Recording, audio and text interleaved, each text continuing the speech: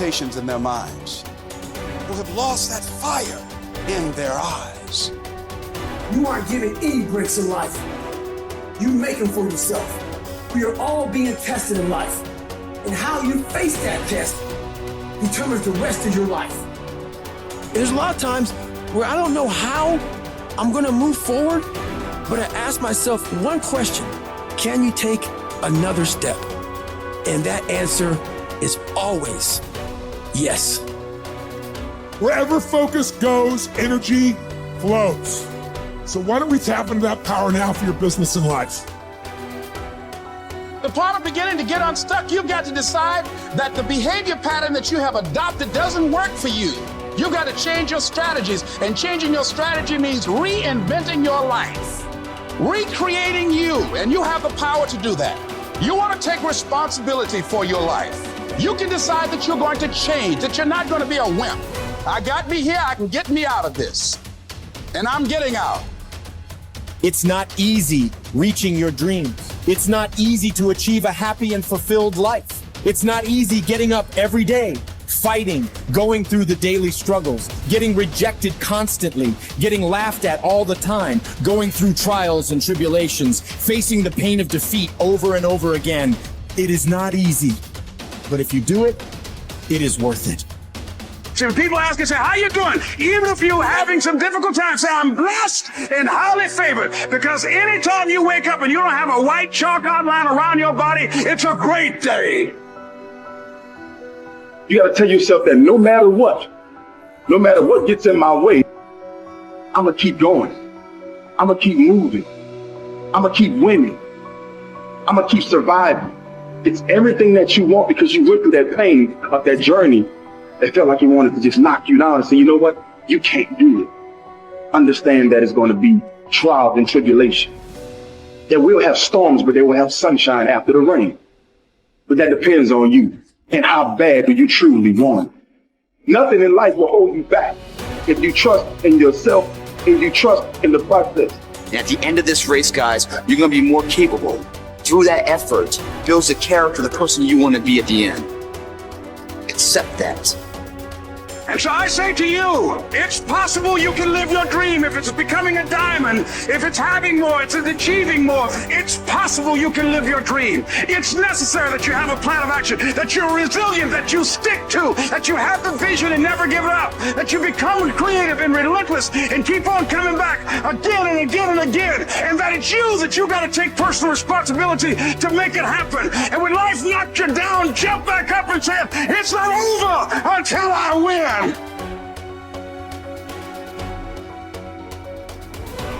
What does success look like? What does it take? A human being has come with such open sense of possibilities. Those who are committed to being successful with whatever they're doing, one important aspect of their life that is what gets you across so many lines in our life, so many barriers in our life. This happened in your school, maybe later in your university, later in your work. It's happening to people, maybe not everyone, but to a whole lot of people. Their commitment to success is weak. They want to succeed. They will take 3 steps. Then something little interesting happens here. They will go away here. They will go away there. They will go away there. Hey, I want to live. Their commitment to success is weak. Either situations around them in some way, situations can impede you from doing what you're doing very easily. Many times it happens to everyone. But when this happens, people weaken their commitment for their success. Maybe physically they'll feel a little weak. They will weaken their commitment to success. Maybe their emotions slosh around a little bit. They will weaken their commitment to success. So our commitment to success should not weaken because there is social drama going on, or physiological drama, or psychological drama. Whatever happens, your commitment to success should not weaken. That is what gets you across so many lines in our life, so many barriers in our life. So what does success look like? What does it take? Those who have been very successful, either in music, sport, art, business, spiritual process, doesn't matter what. Those people never know when they ate, when they slept, when they got afternoon rest. I have not seen such a thing in my life. So those who are committed to being successful with whatever they're doing, one important aspect of their life is they're not settling down where it's very comfortable. Because comfort will happen when they lower you to the grave very comfortable. Have you seen how comfortable they are? Once they're dead, if you throw them there also, they're comfortable. If you lower them, they're comfortable. Right now, it's about ensuring that there is profoundness of experience and there is impactfulness of activity. Because if they had given you a limitless amount of time, you could do all those things, nothing wrong. I'm not against it. But they gave you such a little time with such tremendous potential of being human. That's the problem. If creation had made you like an earthworm, I'm not saying there's anything wrong with an earthworm. It is just that it's a unipolar potential. It can only do that much. An earthworm is not thinking of climbing a tree because it knows it'll be picked up by the birds. It never has such aspirations. It just wants to recycle the earth. You know, it is beneficial to so many other lives, including us, but its objective is very clear: to eat and to reproduce and to die. Very clear objective. That purpose to fulfill, he strives. I don't think he sleeps in the afternoon. I don't think so, because many afternoons I've seen earthworms. They were all vigorously active, but a human being came with too many potentials. Because of that, it needs a certain level of striving for a human being to forget about the world, to consider yourself successful. If your idea of success is you're doing little better than your neighbor, I call that sickness. That is not success. You are happy that your neighbor is worse than you. Is this sickness or success? It is sickness. But in some way, you feel fulfilled with what you're doing. Let's consider that as success for now. It doesn't matter whether you're better than somebody or worse than somebody. That question should not even come up in your mind. But in some way, you feel you're using yourself fully, and there's a certain sense of fulfillment in your activity. Well, if you're capable of just closing your eyes and simply sitting without any activity, that's fantastic. But you cannot do that. You cannot do that right now. In the states that you are, you can't simply close your eyes and become still. Instead of being busy, you will become preoccupied.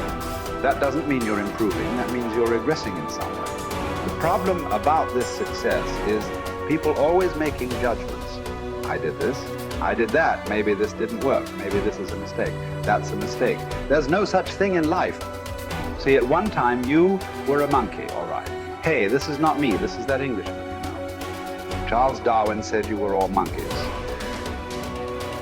At one time you were a monkey just a brief while ago. Was it a mistake that you committed? That you were a monkey? Or was it just a certain stage of evolution? Was it a mistake or was it just a certain stage of evolution? Similarly, since you were born, because as a human being, you're born largely unformed, unlike other creatures. Other creatures, if their food is taken care of, they know what to do with their life. Because human being has come with such open sense of possibilities. You come unformed. You don't come fixed. You have to fix yourself. Different people throw different types of balls at you. From all over, your parents, your teachers, the school, the neighbors and society and the world throws all kinds of things at you. To gather all this muck and make something worthwhile out of yourself is your business. That's your success. It doesn't matter whether somebody thinks you're worthwhile or not. You feel you are a worthwhile life. Good enough for now. World may not recognize. It doesn't matter. But you know you are worthwhile.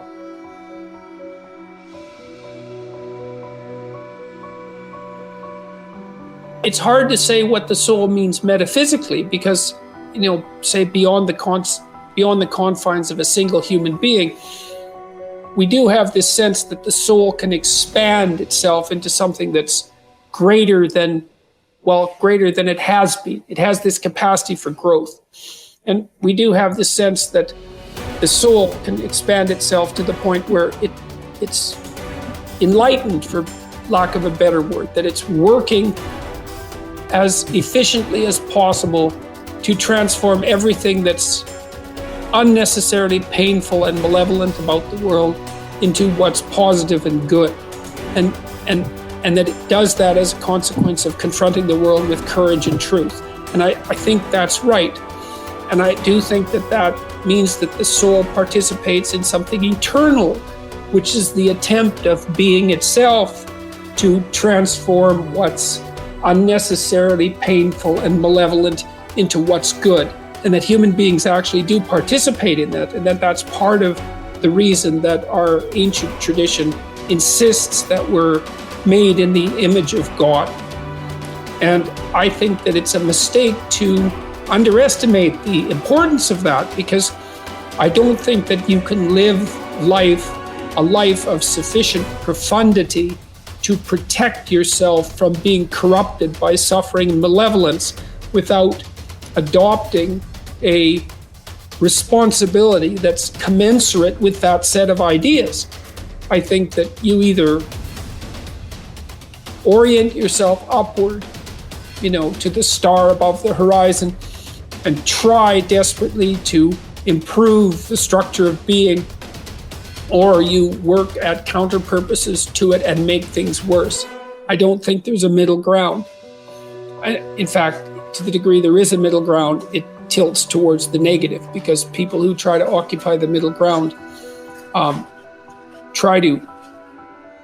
generally try to accrue the benefit, let's say, without adopting any of the risk. And that's not acceptable, not helpful. So that's a soul to me.